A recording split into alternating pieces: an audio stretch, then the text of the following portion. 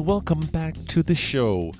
This is the podcast, the Hobnobbin with Slim Man podcast, and I am your host, your man, the Slim Man, the slimmest of all men, Slim Papa, Showstopper. Coming to you from Palm Springs, California. Today we're going to have a listen to my chat with Art Good. He puts on one of the biggest and longest running jazz festivals in the whole wide world. It's called the Catalina Jazz Fest. Actually, I think it's called Art Good's Jazz Tracks Catalina Jazz Fest. But Art Good is going to tell us all about it. But before we dig into the conversation, let me tell you, Slim people, about all the stuff that's been going on at the Slim Shack. It's been mighty hot out here in Palm Springs. I never used to even mention the weather, let alone talk about it. I mean, rain, snow, cold, whatever it is, you can't do much about it. So why make a big deal? But you know, when it's 116 degrees outside for a week in a row, it's enough to make you nuts. I swear, the heat makes people crazy. Now, my dad lived in upstate New York on top of a mountain, and the winters were brutal. It could get down below zero. I mean, for 4 months a year, there were a couple of feet of snow on the ground, but you could always bundle up and go outside for a walk for an hour or maybe even two. But when it's 116 degrees, you could walk down the street naked with a block of ice duct taped to your head and you're going to die in a couple of minutes. You'll just fry to death.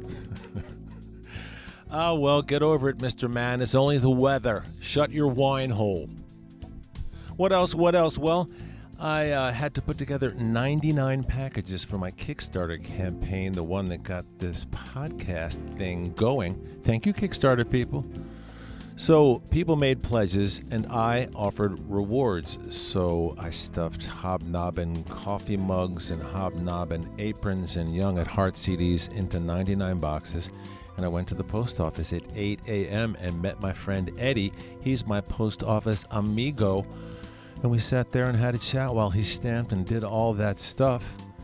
And I brought a bunch of raspberry croissants, and it was not so bad. So all the packages got mailed. What else, folks? On Monday, I went to see my doctor. My appointment was right when the eclipse was at its peak out here, and some of the nurses were outside with those special glasses. And I took a look, and you could barely see the moon in front of the sun. I mean, outside, it looked like a normal sunny day. It didn't even look cloudy or anything. I mean, the eclipse hardly showed up at all out here in Palm Springs. So I went inside, and the doctor told me that all the results of my tests for my physical came back, and I'm in excellent health. Nice. I told him I wanted a second opinion, and so he said, I think you're ugly, too. What else? Last week, I mentioned my cacio e pepe recipe. It's like Roman mac and cheese. I used pecorino romano cheese, which is what I usually use, but the original recipe calls for cacio de Roma cheese, which is a cheese from Rome made from sheep's milk. So I called around Palm Springs, and I actually found a place that had it.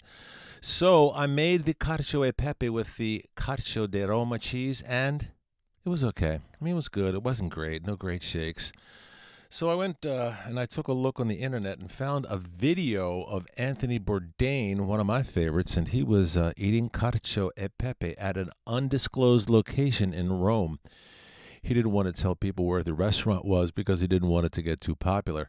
But the restaurant decided to post its recipe, and I checked it out, and wow, it was one of the best I've ever made. What made it really special was that I made a little bowl out of grated Parmigiano cheese, and I'm going to tell you how to do it. It's really quick.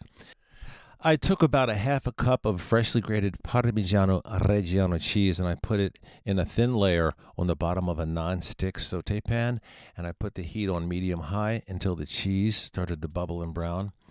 And then I scooped it off of the pan with a spatula, and I put the cheese disc, I guess it was about the size of a small pancake, I put it over a small bowl that I had turned upside down, and the cheese formed itself into a bowl, and I let it harden a bit, and then I took the cheese off of the bowl, and it formed its own bowl, and I put some cacio e pepe pasta inside the Parmigiano cheese bowl, and I'm telling you, it was one of the best things I've made in a long time. Anyway, I put the revised recipe up on the slimmancooks.com website, free for all slim people. What else? I had a drink with Art Good.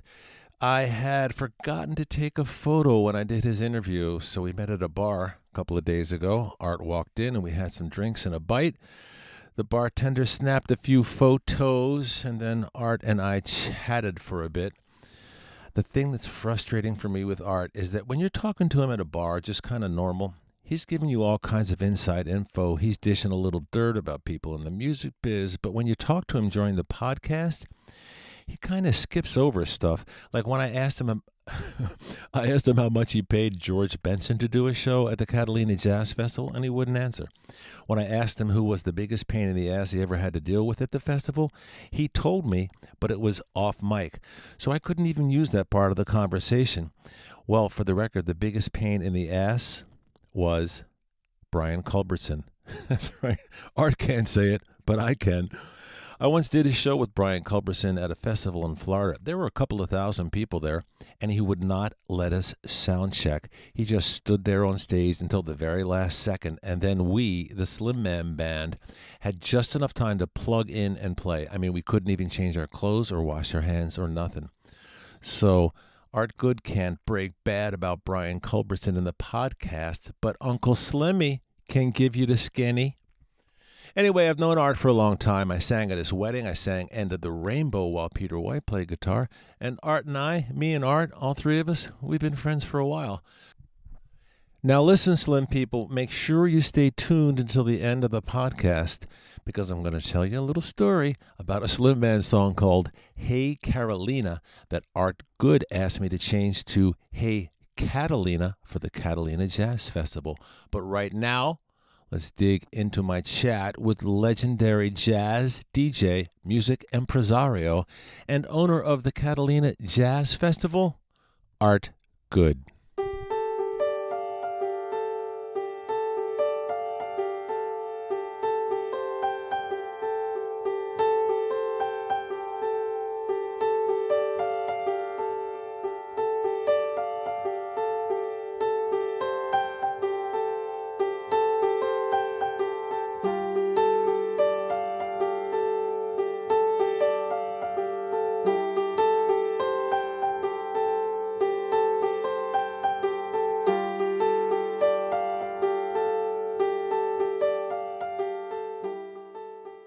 I walk my daily routine. I've already done it now since you can't do it at night here because it's so hot now.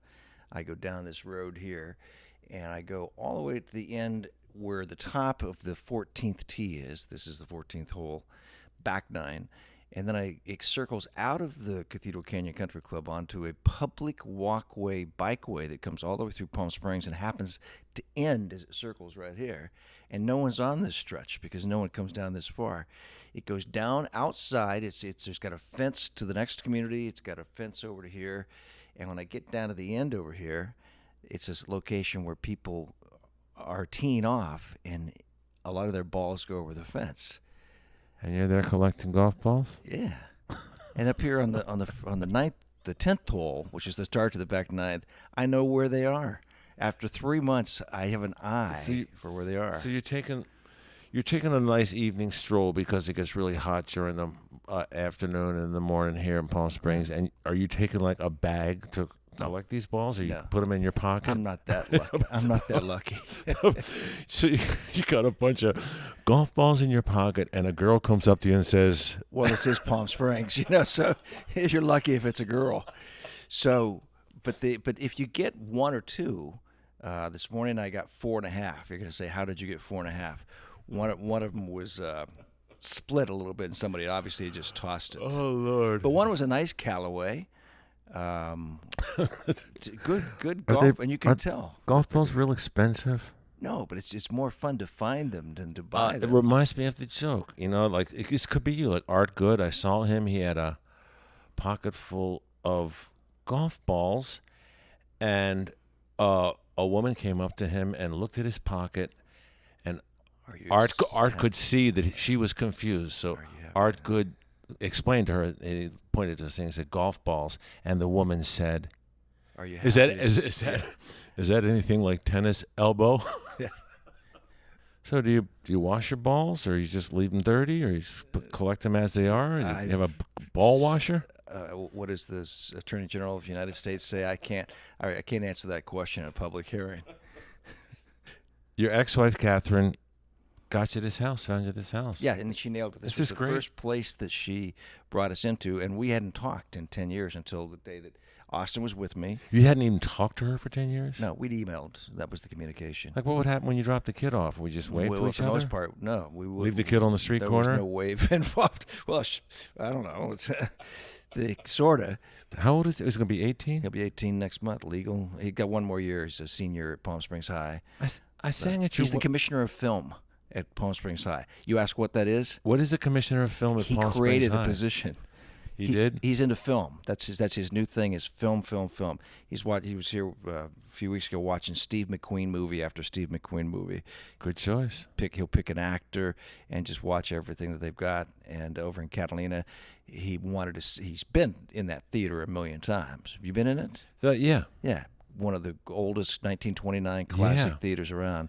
And the other night, he wanted to see Wonder Woman, and he now sits through the credits. And I looked at him. He said, Dad, hang on. I want to watch more. I want to watch the credits. I'm going, who did you learn that from? And he goes, you. But he never wanted to before. So Palm Springs High, is that like where all the like Frank Sinatra's kids and Sonny Bono's kids? Is that like Beverly Hills High or something where everybody goes, or is it just? No. I mean, do you know any famous people whose children have gone there? No, it's just mostly you. Workers of children of bartenders and maids and. What are his peers like? I mean, have you met any of his classmates? It's a very diverse.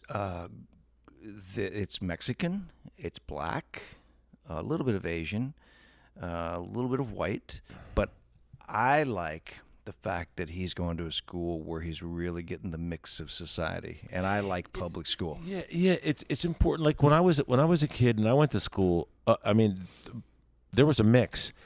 When I got to high school, I was like the only white kid. I was in Baltimore. I was like one of the few white kids in the classroom. I mean, it was primarily black.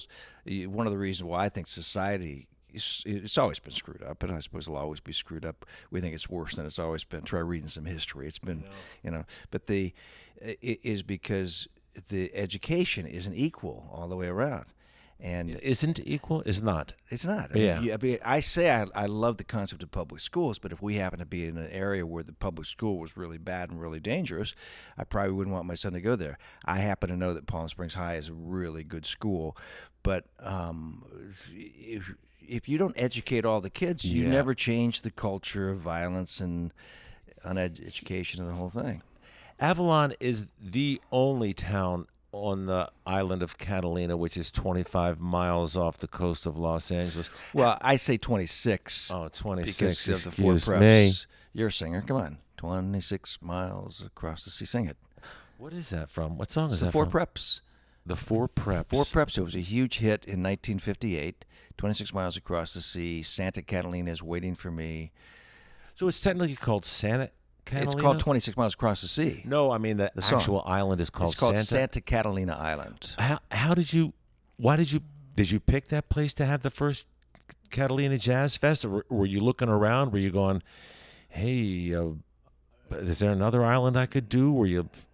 No, in fact, I was told I was crazy to do it on the island, but I was the program director of KIFM in San Diego.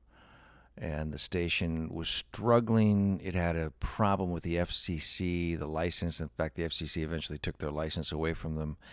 And so the GM of the station was Bruce General Walton. Manager. Bruce Walton. Now, I used to introduce Bruce Walton as the brother of Bill Walton, but when I introduced him to my son, I hesitated and went, forget that. He's Luke Walton's uncle. Oh, okay. Yeah, All right. as time goes by, there you go. Right. You go with what's most applicable. Bill Walton's brother and Luke Walton's uncle. Yeah, and he's saying, this guy, and the 4 years later, the station did lose his license, so the owner wasn't going to give any money for promotion, and he just said, okay, we're going to just do some stuff. Let's do a promotion. Let's give away weekends in Catalina Island, and he sent me over to Catalina. He says, I want you to go over there on a boat tomorrow. I'm not the most forward guy in the world, so I get off this boat, and it was October, but and we sometimes get rain during the festival, and sometimes we get overcast. We've had a few good years of great weather. It was overcast. You couldn't see the island till the last second, and I was walking up down the streets, not that forward of a person, going, how am I going to set up a promotion?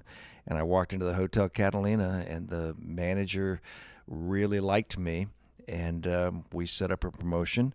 And we gave away every day in November.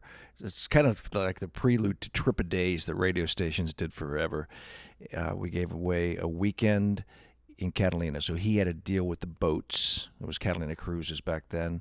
And then we did a deal with the hotel. And I watched the response to that. You had to enter by, was there fax at that point in time? Telegram. 1984 pigeon?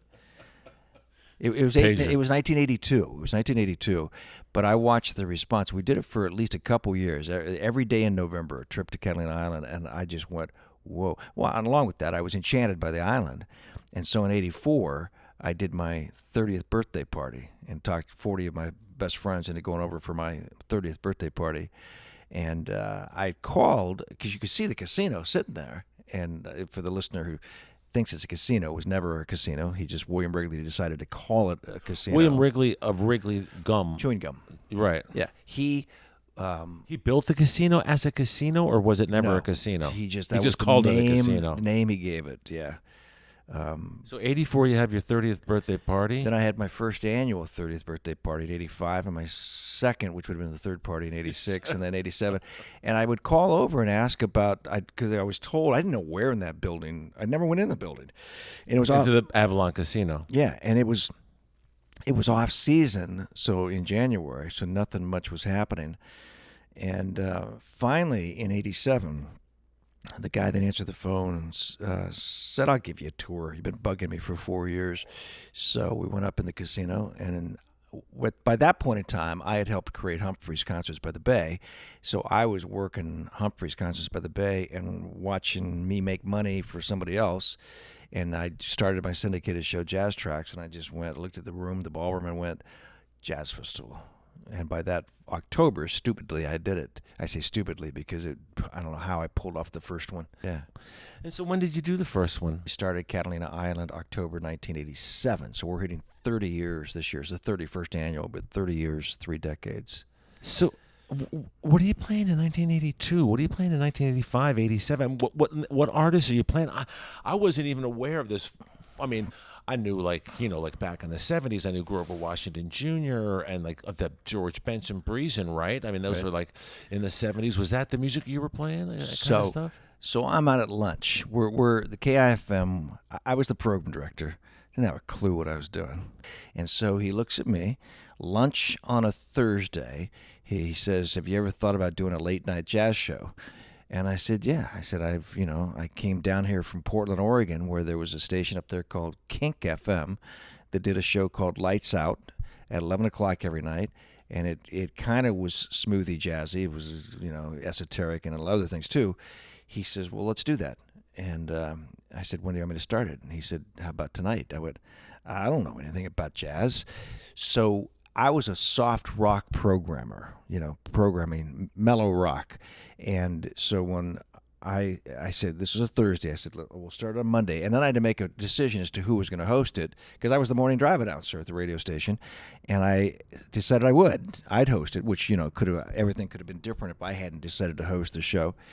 And then, when you're on radio, you get all these free albums back in those days. And you get a kick out of, like golf balls, just stack them, even though you don't know what they are, who they are. So I sit down with these albums and I start going through them. And remember, I was a soft rock programmer. So I see John Clemmer. Well, everybody knew John Clemmer's Touch album from the mid-'70s. Right. So I pull it out. Then I see Grover Washington Jr., and because of his crossover hit, Just the Two of Us, I pull Grover's albums out and put them over here to the side to use. Bob James, for some reason, Bob I knew James, about. Right? Piano player. Chuck Mangione, of course. The flugelhorn dude. Yeah. Kenny G was just debuting, but who would have known who he was? So he wouldn't have been a factor. Then I hit David Sanborn, and there was no reference because he hadn't had any crossover hits, and I put him back in the stack of non-usable. I mean, so I picked albums and music according to as a soft rock programmer, not according to a jazz person. I was not a jazz person, and if I'd been a jazz person, it would never have worked, obviously, because we went in the direction of melodic. And it was an audience that, a perfect example, there was a anchor man at the CBS TV station. You got to remember, I was San Diego. This is San Diego. I was the voice. I was the most popular voice on radio down there. So this is a lifetime ago, because now nobody knows who I am anywhere until I get to Catalina for 2 weeks in October. So the anchor guy. I don't remember who told me the story. It might have been the sports guy or the anchor guy. They get in the car to go out for dinner between their evening newscasts and their late night newscast. And the sports guy, Ted Leitner, puts on Lights Out San Diego. And Michael Tuck, the anchor guy, CBS anchor guy, goes, I don't want to listen to that shit. I'm not into jazz. And Leitner goes, this isn't jazz, and plays the show. So the smooth, and it wasn't called smooth jazz. I wish I'd invented the term smooth jazz, but I didn't. But that genre came into being from people who were not into traditional jazz, hated traditional jazz, didn't want to hear the bebop. They wanted a melody, and the contemporary jazz was all coming from artists like Sanborn, who had been session players for people like Carly Simon, and were creating songs. I remember he was on the Stevie Wonder album. I was reading the credits. Yeah. So the first festival, who was on it? 1987. 1987. Catalina Jazz Fest. Yeah. I was being real secretive. Why? I was afraid somebody would steal the concept from me. And in retrospect, how are you going to promote a show and be real secretive? Well, no, before I announced it. Before you announced it. Yeah. Oh, okay, I got you. And in retrospect, no one was going to steal it from me, because anybody and everybody wanted a venue that was larger. The people who do Coachella, the original, they changed names so many times, whatever it was when originally, that company came over and looked at the ballroom. They just happened to be coming out, and I gave them a ride back to the boat, and they didn't know who I was, and they told me everything they were looking at. They weren't interested in doing Catalina. It wasn't large enough. Their thing was huge crowds. The ballroom seats under 1,500 people. Almost nobody wants. And it hasn't worked. They've done a blues festival. It went for years because one of the Wrigleys with all the money bankrolled it because they liked the blues so much. But very little has worked. This worked because, I don't know, it was just the audience was at the right age. They were coming into their money, and the acts were affordable. Affordable for you. In other words, you don't have to worry about paying U2 or. Well, I looked at doing a country festival, because I was telling Austin about this the other day, that I wanted to do a fall of festivals at one point in time.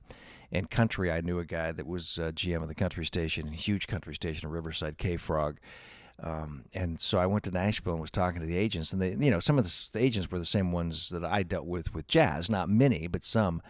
And if somebody, I'm just going off the top of my head, if somebody in our world cost $20,000, in their world it was $50,000.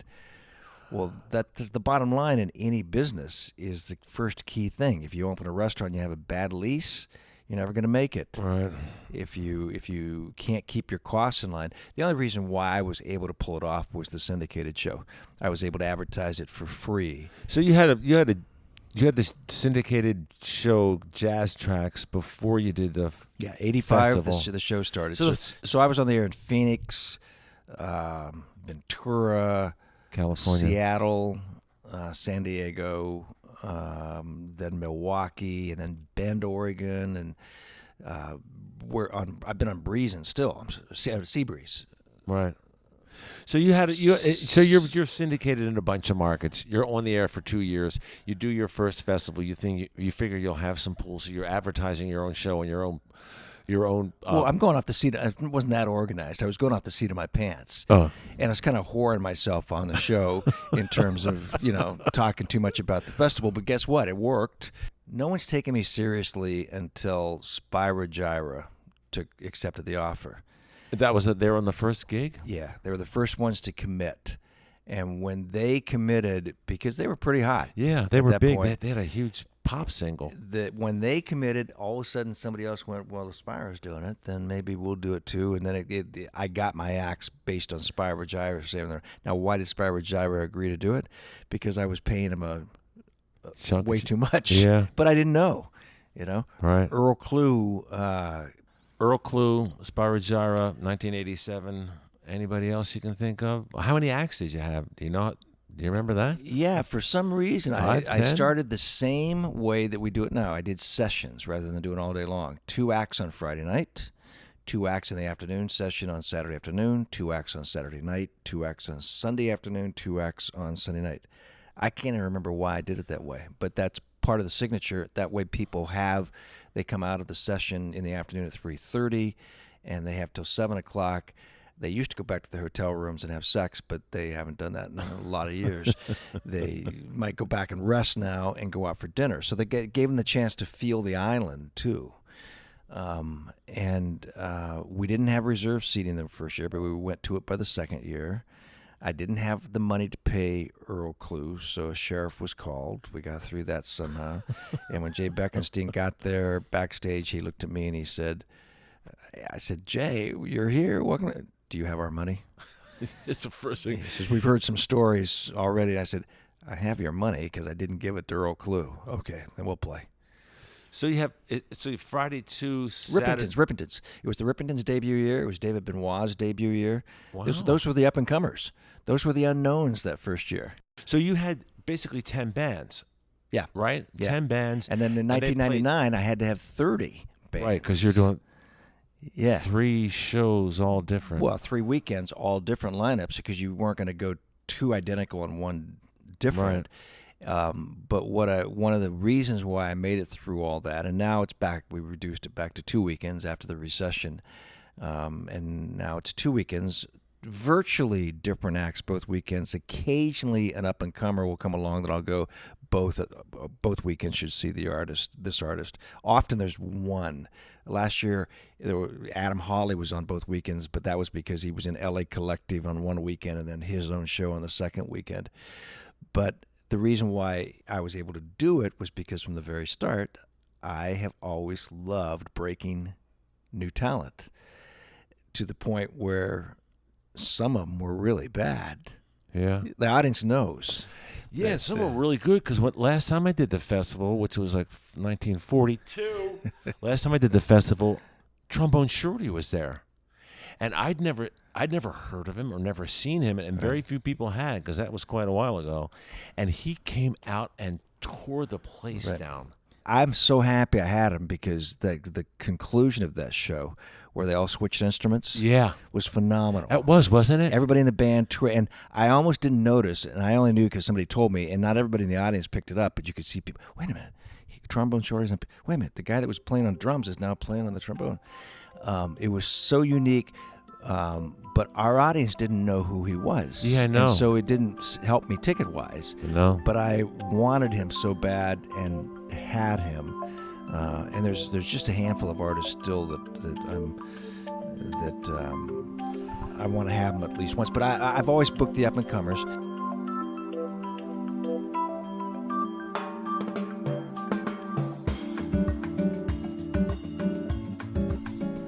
All right, Slim people, how about a word from our sponsors? All right, let me tell you about Uline, one of my favorite businesses to deal with. I've been using Uline for years. Whenever I need shipping supplies for my CDs and cookbooks and coffee mugs and aprons, I call Uline. You know what I love about them? A human being answers the phone, a real live human being on the first ring. How refreshing.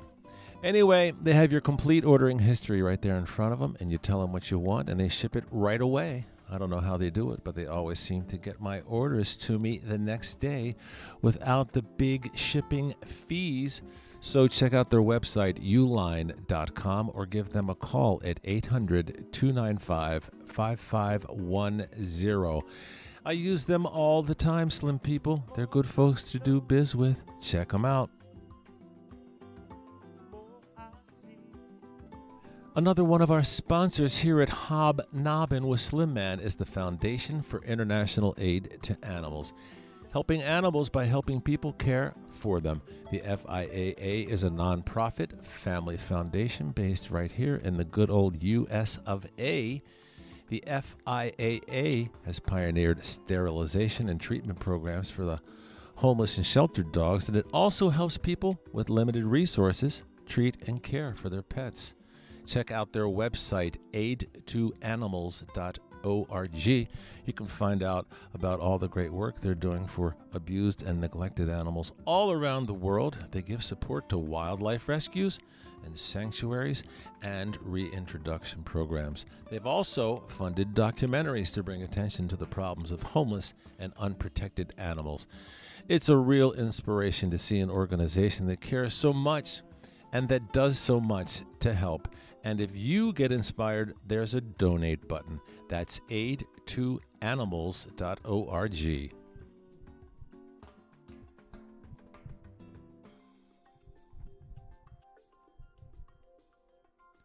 Well, are you looking to buy or sell a home in the Palm Springs area? Sure, it's a little warm right now, but it's going to cool down in a bit. And if you want to buy or sell a home, I suggest you reach out to Cindy Gouze. She's with Berkshire Hathaway. They're a pretty good company, and she's been living in the Palm Springs area for the past 20 years or so. She knows the real estate market like nobody else. She's got years of experience, and she's the go-to gal if you're looking for a condo or a house or a vacation home. No matter what your real estate needs are, you need to reach out to Cindy Gouze. That's Cindy Gouze. Her number is 760-485-2505. Or you can send her an email at cindy.gouze@outlook.com. That's cindy.gouze, G-U-S as in Sam, E, at outlook.com. And the number is 760-485-2505. All right, now let's get back to my chit-chat with legendary jazz DJ and promoter Art Good.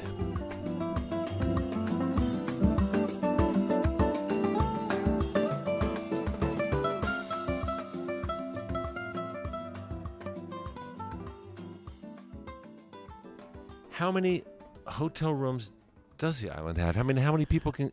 The festival holds 1,200. Festival holds almost 1,500, but you've got so you sell 1,500 tickets. So 1,500 tickets, just under. You don't. So how many hotel rooms does the island have? I don't know the number, but all I know is that I think it sleeps about 1,200. If you buy tickets every year, you can buy your same seats. You get the first shot to keep your same seats. We've got people who've been sitting in the front row for 10, 20, 30 years. Really? Yeah. We have a very small number, and I don't have a list of them, of people who have not missed a single festival, Jazz Stars Festival. I happen to be one of them.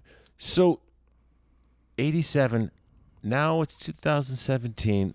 You've had so many acts. Like, there are no cars allowed on the island. Well, there are a few. Is that a problem for some of the acts that go, I need my limousine, and if I don't have my limousine, you're going to be in trouble there, Art Good? It would be if we were a country festival or something like that. But especially, in the early days, Earl Klugh had his demands. Like what? Because it's famous in the. I think he probably wanted a limo. He was expecting a limo, and we had to explain there's no limo on the island. We'll have a golf car limo waiting to pick you up. It won't look like it'll be a big golf cart. Golf cart painted black with a guy in a cap that can drive you around. Yeah. We have to borrow the mayor's SUV to transport the artists, and then we have 2 golf carts, which isn't easy to get because I just read this week that it takes, if you're a permanent resident, it takes 14 years to get permission to get a car. Most people don't want a car. You've had a lot of artists. I mean, a big, wide variety from the biggest of the big to the smallest of the small. Have there been any problems? Have there been like guys who come up and, I don't know, any crazy stories about guys that get drunk and fall off the stage and break a leg or? Yeah, but obviously I can't specifically name them. If you want to ask who have I not had that I would like to have, George Benson would be the number You haven't one. had him ever? I haven't had him. his dollars went up just as he was about ready where I could afford him. I haven't had Kenny G. I don't care as much about Kenny G at this point in time because. Well, can you give us the dollar figure like what George Benson would ask for these days, or is that? I can't because. If I give, I can tell you what is it more? Is it more than 50,000? A little bit lower, right around. But one of the for things, one show. Yeah, but one of the things that's driven up the dollars with these people is that casinos. When the casinos spread out all over the place, they needed these not acts. the casino at Avalon, the casinos in the the world, the gaming casinos. The gaming casinos. When they sprung up, and we have what here in the desert, 5 of them. Yeah. When they overpay because at a casino, they can make their money off of the gambling. Just like Humphreys can overpay because they make their money off. They own the alcohol. I don't get any money off the alcohol at my events. It's all off the tickets. So the demand for the oldies and goodies drove up their pay a little bit, and agents, they're like real estate agents. They want to sell the house for as much as they can get. So as a promoter, you got to be really careful that you book carefully and not carelessly, because it's just like Kenny G. I've wanted to have him forever. At this moment, I don't care as much because there's something not there about his show right now. I'm not sure what it is. It's not what it was. Benson, I think, still has what it was. I've done a show with him.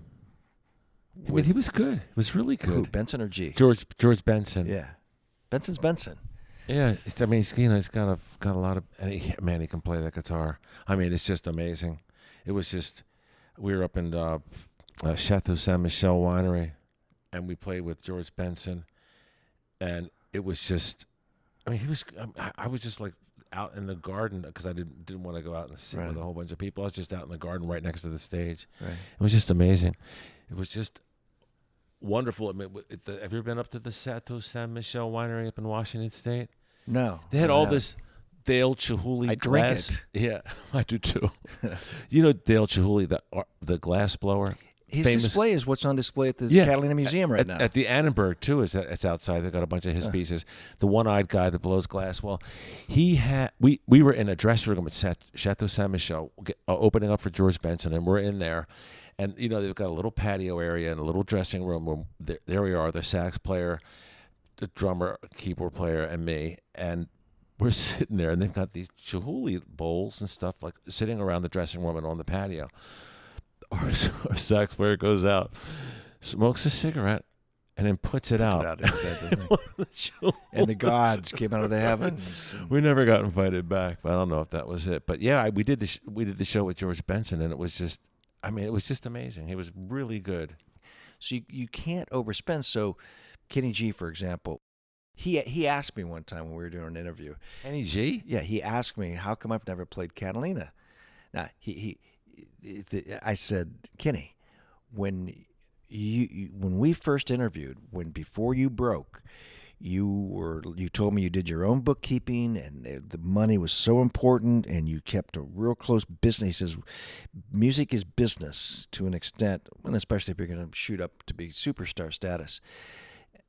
I said, Kenny, when your dollars drop, and he even told me at one point in time, I can't remember, 7-8 years ago, we were on a phone call late at night. He was wanting to rearrange he was the one artist that I could call directly and get interviews set up with. He said, things aren't like they used to be. I think it was a Saturday night, and he was feeling, I think his wife was about ready to leave him, which she did. And he was feeling, and he actually literally said to me, things aren't like they used to be. Because his sales dropped. Things aren't like they used to be because his CD sales dropped? His sales dropped. Right, sure. And his market value as a live performer dropped. And then he got divorced, and of course she got half of what he had, which was a substantial sum. Yeah, but Kenny G at his high point, and at his high point, he was one of the most amazing performers around. I was told by a booking agent that he was one of the top 10 live performers. It might have been 1990, something like that. Top 10 in the world. He was playing for $200,000 a night, and he wouldn't go out unless they had 5 of those $200,000 a nights lined up. he would go triple platinum. He'd go platinum on his Christmas albums in 10 days. Yeah. And he didn't see that coming. He couldn't believe it. A lot of people don't know this about Kenny G, but he can really play. And I'll tell you how I found out about it. There was his sound man, the guy that he kept on retainer for a year, the whole year. This guy was kept on retainer to do nothing but Kenny G. His name was Monty Monford. He lived not far from me in Baltimore, Maryland. I was living with a guy named Brian Jack, and Monty had a boat. He was doing really well.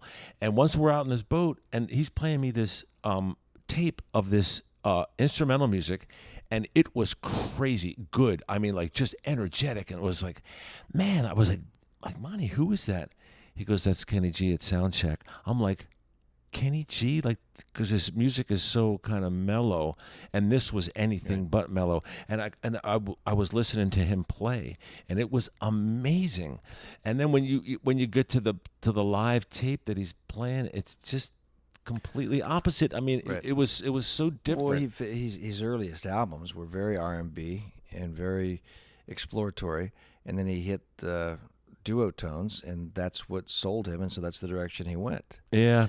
But So you can actually call up Kenny G. You could pick up the I phone can't, right now. I can't now. But I How come? Is he depressed or? no, it's just I haven't done live interviews for 6 years now. So I knew that his dollars. I knew somebody that had booked him for the dollars that were my top dollars, and I put the offer in, and they didn't take it.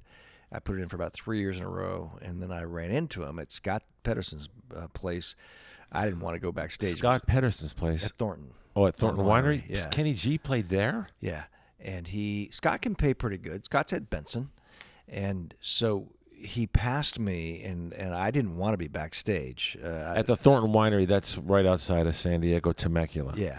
So I saw Kenny backstage, and I said, hey, Kenny. And Scott said, do you guys, you know Art? And Kenny, even though we'd had a lot of great rapport together, he said, yeah, he's always trying to book me in Catalina. And I just went, oh, I'm the guy who's always trying to book you in Catalina, not the guy that's done 25 years of one of the first guys to ever put you on the radio in a radio interview. So I had a little bit of an attitude off of that. And then, because I never told his agent he had to take the offer. I put the offer in, Right. take it or leave it. And then I watched the performance, and Wasn't it? it wasn't it. You still have your jazz radio show? It's jazz still- tracks yeah, I still do it syndicated every week. And at the height, how many stations About across the nation 50. were playing? Had about 50, but as an example, I was on every Saturday night from 7 to midnight on KKSF in San Francisco. So you had the Jazz Tracks syndicated show in about 50 markets, different markets all across the United States, and that definitely helped the Catalina Jazz Tracks That's Festival, the only thing that right? made it work, yeah. Right. Yeah. So, do you remember the first time I met you? Yeah, it was a casino outside of San Diego. What was it called? I had a front row. Viejas. Didn't I have a front row seat because nobody was there? I remember. I've told the story a couple of times, Did I but come in with Kelly Cole no, or Susan DeVincent? or- no. We had played like the night before, like to like a thousand, maybe 1,500 people at the Great American Music Hall, a concert that was sponsored by KKSF, and it was we did a show, and it was just amazing that people were there to see me. I'd never really witnessed that kind of stuff. And then we drove down the coast to Viejas, and our keyboard player was really sick, and we were behind this big, huge velvet curtain. And Viejas, the casino, was being built literally. They were still hammering nails into the floorboards as we were waiting to go on. And then they open up the curtains and they say, "Ladies and gentlemen, Slim Man." This place holds about 1,000 people. You were one of them, and the girl that was the radio gal, Janet. Oh, the account exec. Yeah. Janet Monacuco. Yeah, Now she's Janet Murr. yeah. Janet Murr. She was Janet Murr then. Yeah, she still Yeah. looks great. Yeah. So Janet Murr was there, and you were there. Ron, There were serious. two people. Ron, I'm glad you married her. She looks great. That's why I was saying that. There were two people in the audience. There couldn't have been more, right? And I remember, and I went up to you, and you said, "I love the song Under the Rainbow," and Which, don't let us forget, you sang at my wedding. I did sing it at your wedding. I'm no longer married to her, but Yes, you sang but it at my wedding. Yeah. And so I gave you like my card or my number or something or other than that, and something like that, and went back to Baltimore. And then after that show, that December, we moved our office, this very small office of the very small record company, and I saw this fax behind the fax machine. It was an offer for me to play the Catalina Jazz Fest in 1995. And I was like, I missed this. And I got in touch with you, and then we played the next year. I think it was 96 was our first time in Catalina. And then we started doing that Christmas tour. a Christmas tour. Christmas The first tour. one was me, Freddie Ravel, the piano player, Peter White, the guitar player, and Paul Taylor. And you and I would go jogging In the snow. in the snow. I bought you a pair of jogging shoes, and we would go jogging in the snow in Bend, Oregon. Like when there we was started at Mount Hood. We Yeah. jogged in that little village down below Timberline Lodge at Mount Hood, and outside Portland, Oregon. Where was the place we did the show where they shot the outdoor scenes from The Shining with Timberline Jack Nicholson? Lodge. That was Timberline Lodge. Yeah. And yeah, we did that show up there. And I remember I was not into Christmas music. I didn't, I was just like, I don't know why I'm doing this. I would dress in all black. I was kind of, I just kind of stand in the back, dress in black, do my little thing. And then we did that show at the Timberline Lodge, and it was just, I caught the Christmas spirit for like the first time in my life. It was amazing. They had You that obviously weren't losing money that night like I was. yeah, the fireplace was like you could have. Actually, the turnout, I didn't make money, but the turnout wasn't bad, and these people had to drive up from Portland in a snowstorm. Right.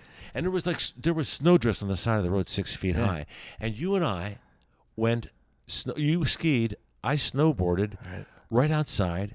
Right. And then we did that whole tour for, I don't know, Right. a couple of weeks in December in 1996. And it was so much fun. Right. And it was wild. And we did, the next one we did was Mark Antoine, Jonathan Butler, me, and I forget who the other one was. Rick Braun? No, it was me, Jonathan Butler, Mark Antoine, and somebody else. Yeah, And we, I have the stories off those Christmas tours. how long did you do the Christmas tours? Just Well, a couple years? First off, Jazz Trucks was the first to ever do Smooth Jazz Christmas tours. I was the first one to do Smooth Jazz Cruises, but I drew 40 people and was a total failure and caused... When did you do the Smooth Jazz Cruise? We did our first one in like 1990 or 1991 and through 1997. And Dave Cause was on the Jazz Trucks cruises. Yeah. We did them in the Caribbean. We did them in Mexico. I could not Really? make them work. I could not make them work. You mean financially? Yeah, could not. But I just, I was young and I was trying everything.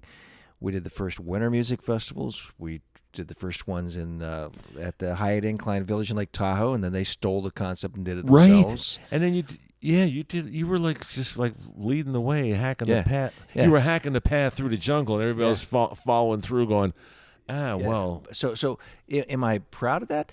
Yeah, it's nice to have been the forerunner of all this stuff. I was the first Smooth Jazz syndicated radio show. What's the only thing I ever did that worked? Was Catalina. Is that your primary thing for? That's all I do now. That's all you do. That's all that makes money. Yeah. Are you? I mean, the you bottom were. line is great. I didn't know. So the bottom line is It's the best I've ever had. Really now. Yeah. More so Last than 3 ever. years, I've made more money every year than I've ever made in my entire life. Wow. And the previous 5 or 6 were pretty sketchy, coming out of the divorce and the recession. And I should have dialed it back 4 years sooner. I would have been in great shape. I had no idea that you had been doing this so early. I mean, I never even, like I said, I'd never even heard of anybody doing this kind of stuff until 93, 92. You were 10 years ahead of it. Right, Ahead of the 82. curve when you started in 82.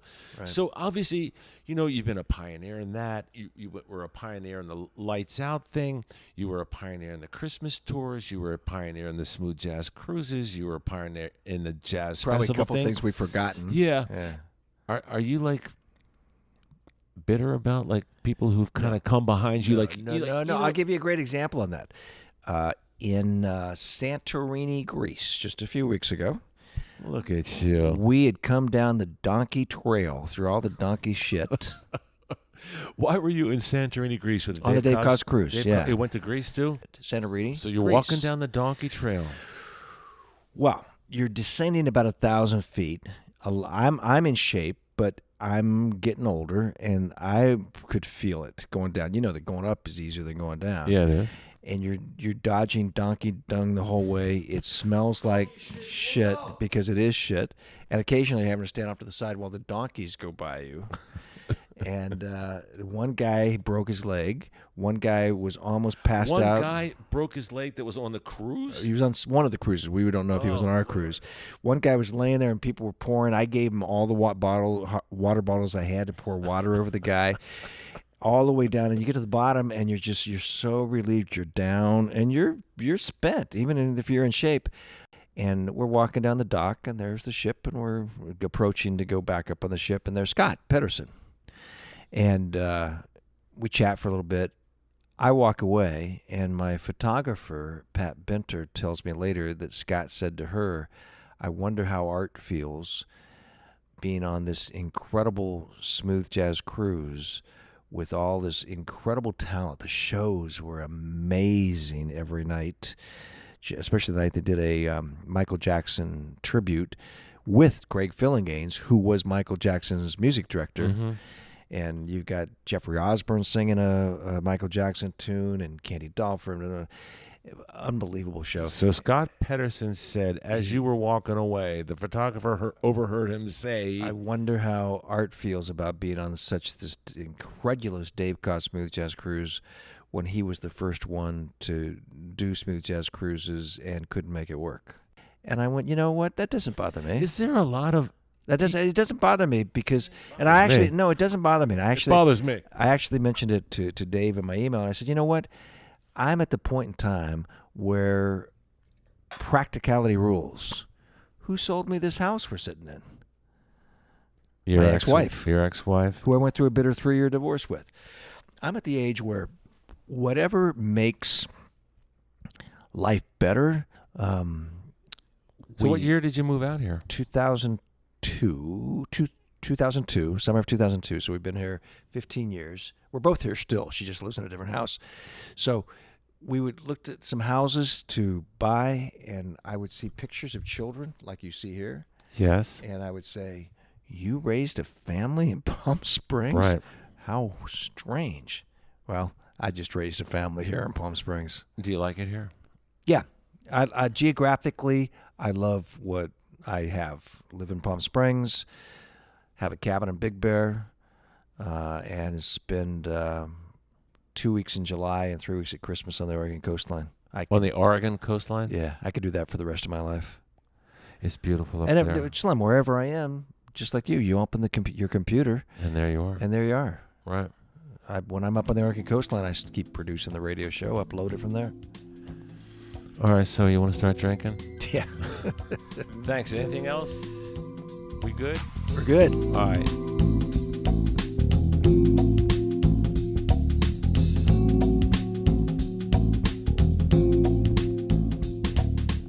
Well, there you have it. That was my chit-chat with jazz DJ, jazz promoter, golf ball collector, and proud father, Art Good. His Catalina Jazz Festival happens for 2 weeks every October, and you should check it out.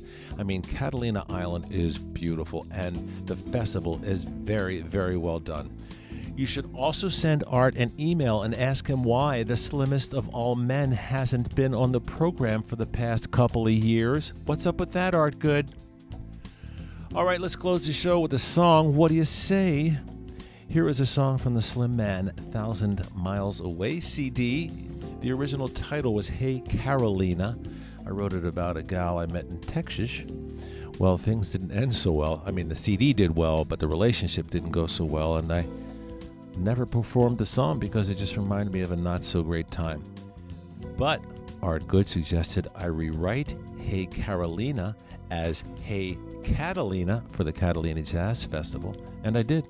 And now I perform the song all the time. I even did it in Texas a couple of years ago, and the gal showed up, and instead of throwing tomatoes at me, she stayed with her new boyfriend and watched the whole show. So all's well that ends well. Now let's hear Hey Carolina as Hey Catalina. It goes a little something like this.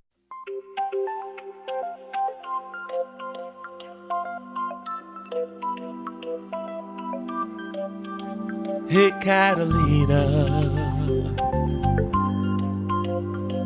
what's been going on? Hey Catalina, it's been way too long.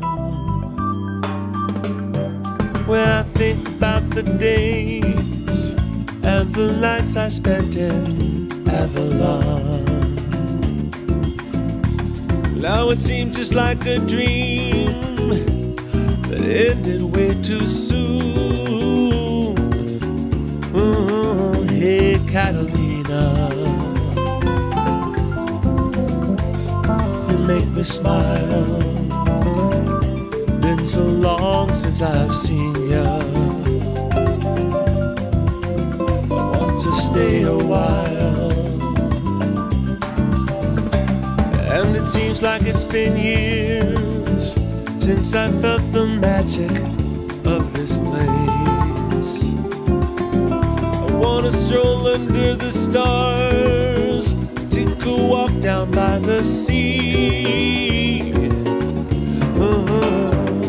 And the more I know, and the more I see, the more I realize where I was meant to be. I remember the night, the first time I saw your starry skies. And it seemed just like a dream that ended way too soon. Hey Catalina,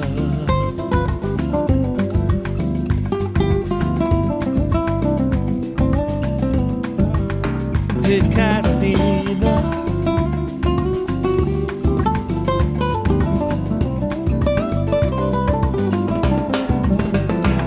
when I think about the days and the nights I spent in Avalon, now it seems just like a dream that ended way too soon. Hey Catalina,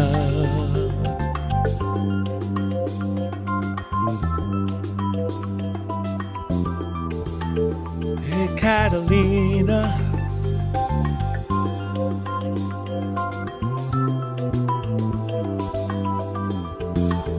hey Catalina, what's been going on? Hey Catalina, it's been way too long. And the more